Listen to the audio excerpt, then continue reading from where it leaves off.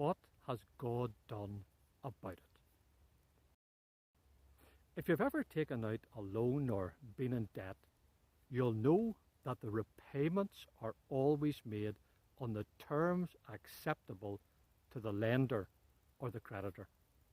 I've never known a bank to say, just pay it back as and when you like, at your own convenience.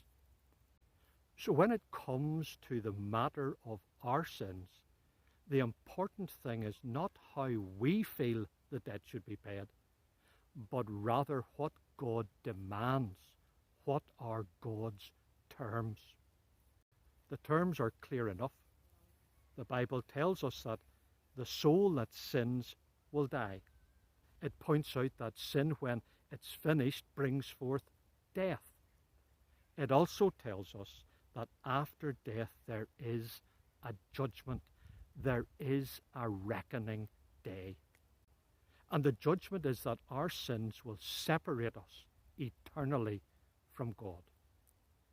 That's what leaves us bankrupt before God, guilty and condemned. We have no moves left. We are at an end of our own resources. But listen to the hope that the Bible gives us from a letter written to the Romans.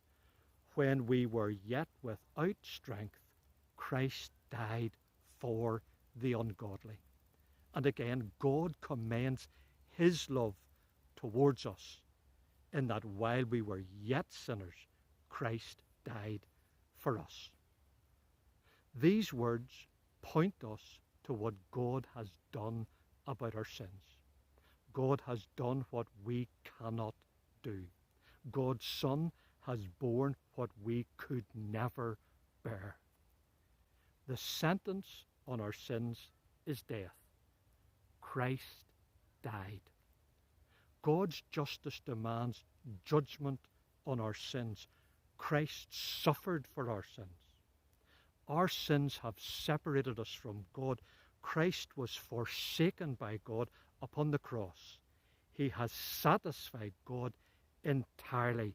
God can forgive. God is able to forgive.